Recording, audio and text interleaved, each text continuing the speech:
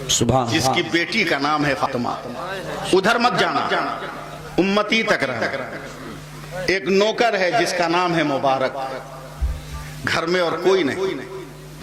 बेटी की जवानी ने कहा, एकदम कलेजा थाम के सुनना, और तो तुम भी सुनो, कलेजा थाम के। बेटी की जवानी ने कहा, छोड़ दीजिए, मत बोलिए उसको, भीख मांगने वाला है वो। सही जुमला दिया।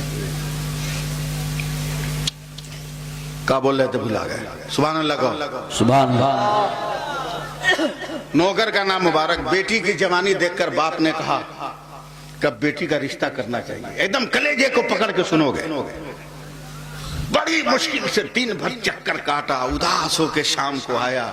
कहा बेटी तेरे लायक, तेरे किरदार, तेरे अमाल, तेरे हुस्ने सीरत, हुस्ने सूरत की तरह कोई तेरा जोड़ा नहीं मिला। सुभान। लड़की ने सर झुकाए झुकाए कहा अब्बा घर ही से तलाश शुरू कीजिए। सुभान अल्लाह, क्या बात है। सुनिएगा। दूसरे दिन सुबह सुबह पूरे खानदान के नौजवानों का जोग्राफिया पढ़ा और एक एक को टच किया। शाम हो गई, बहुत उदास आया। कहा बिटिया खानदान के एक एक नौजवान को भी टच कर दिया, मगर तेरे हुस्ने सीरत की तरह कोई हुस्ने सीरत वाला मिला नहीं। सुभान अल्लाह। अकेली बेटी है घर में, न माँ है, न बहन, न भाई। लड़की ने सर झुकाए झुकाए बाप के सामने कहा अब्बा घर से तलाश कीजिए। सुभान अल्लाह। और करीबी जो रिश्तेदार थे उनमें तलाश। तीसरे दिन बाप ने फिर उदास लहजे में कहा बेटी आज भी कोई तेरे लायक नहीं मिला। बाप ने कहा अब एक बच्चा भी खानदान में ऐसा नहीं जिसको हमने टटोला ना हो। अब क्या कहोगी? लड़की ने फिर सर झुकाए झुकाए कहा घर से तलाश कीजिए। सुभान।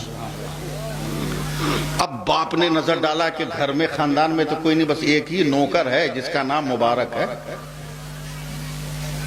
सीरत भी ठीक है, सुभान अल्लाह। सूरत भी ठीक है, सुभान अल्लाह। किरदार भी ठीक है। सुभान अल्लाह। नौकर है तो क्या हुआ, मगर मेरा ही नौकर है ना। हाय हाय वाह। मेरा ही है ना, मेरा ही है। बेटी ठीक कह रही। कहा बेटी बस एक बच गया जो मेरे घर का नौकर है मुबारक। क्या कहती हो? कहा आपकी मर्जी, जो चाहे मैं राजी हूं। सुभान अल्लाह। बाप समझ गया कि रजामंदी है, शादी हो गई। सुभान। 15-20 दिन के बाद बाप जो मकान दिया था बेटी को, बेटी से मिलने गया, देखा लड़की सूख कर कांटा हो गई।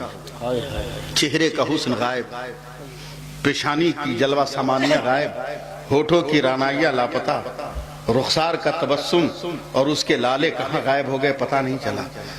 बाप ने बेटी की कलाई पकड़कर कहा बेटी तेरी रजामंदी से मैंने शादी की थी।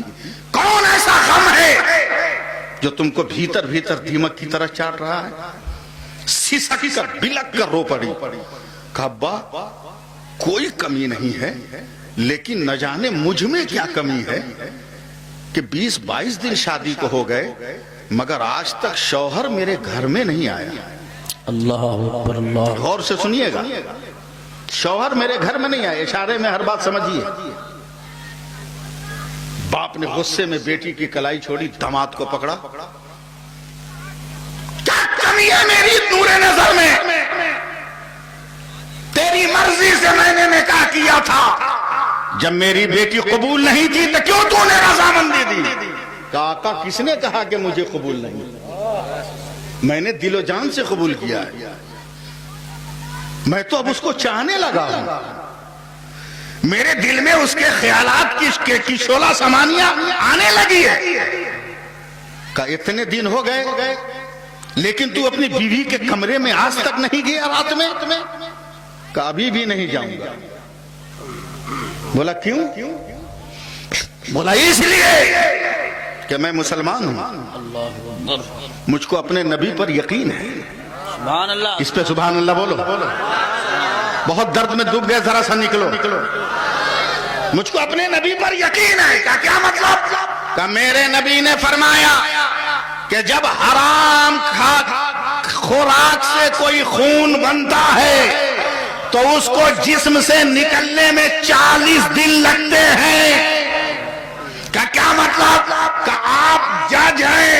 हो सकता है किसी भी फैसले में आपने आंख दबाकर फैसला कर लिया होगा और आपकी कमाई खाकर आपकी बेटी जवान हुई है। अगर मैं मिल लूंगा और अगर हमल ठहर गया तो वो बच्चा गुनहगार हो सकता है। इसलिए मैं हराम खून को पहले निकाल रहा हूं। जब 40 दिन हो जाएंगे तब मैं हलाल खून लेकर उसके पास जाऊंगा।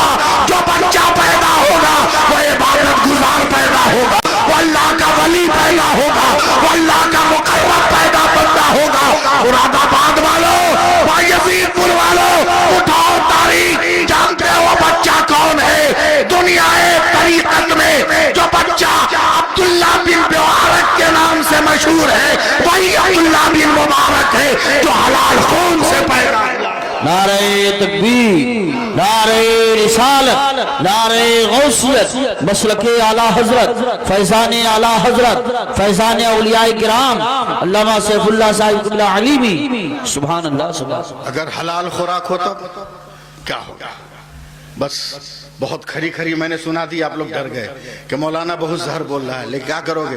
खुजली बहुत पुरानी हो जाए तो सिर्फ टैबलेट से काम नहीं चलता, कुछ तो कड़वा घोट पीना ही पड़ेगा ना हजरत। इसलिए कड़वा कड़वा हमने पिलाया। अभी भी सुधर जाओ, भारत की सरकार हम लोगों का कुछ नहीं बिगाड़। बेशक बेशक इंशाअल्लाह। लोग हमसे कहते हैं कागज नहीं होगा तो डिटेंशन सेंटर में डाल देंगे, बोलते हैं लोग नहीं, डिटेंशन कैंप में डाल देंगे। कागज तैयार कीजिए। मैं कहा बे क्या कागज तैयार करें? लीडर लोग बकलोले समझाया क्या हम लोगों को? घामड़े समझाया क्या? 532 बरस का कागज हमने दिखलाया सुप्रीम कोर्ट में। 957 सफे तक जज ने लिखा कि मस्जिद है, मस्जिद है, मस्जिद है, मस्जिद है, डॉक्यूमेंट सही है, कागजात सही है, दस्तावेजात सही है। जब 532 बरस के कागजात तुम नहीं माने तो तुम 30-35 बरस के कागजात पर क्या भरोसा? इन पे भरोसा मत करो, बल्कि अपने आप को अल्लाह के हवाले कर दो। अल्लाह ठीक हिसाब लेता है। चाइना में मुसलमानों का कत्लेआम हुआ, फ्रांस में दुपट्टा नोच लिया गया, टर्की में दुपट्टा नोच लिया गया, जर्मनी में नकाब नोच लिए गए और जो है इटली में नकाब नोच लिए गए। यूनिवर्सिटियों में पढ़ाना औरतों को, नींद पढ़ाना लड़कियों को जाने को कहा गया, मगर कोरोना वायरस के नाम पर खुदा ने ऐसा कार नाजिल किया है कि सारी दुनिया के लोग मर्द होकर नकाब पहनने लगे हैं। तूने मेरी बेटी का उतारा था, खुदा ने तेरे मर्दों को पहना दिया है। बेशक बेशक, बहुत बहुत खुदा ने तेरे मर्दों को पहना दिया और इनसे डरने होने की जरूरत नहीं। सही बात है। इनसे डर के क्या करोगे? ये तो आवागमन है, बताना बहुत जरूरी है? आवागमन है, डरने की जरूरत नहीं।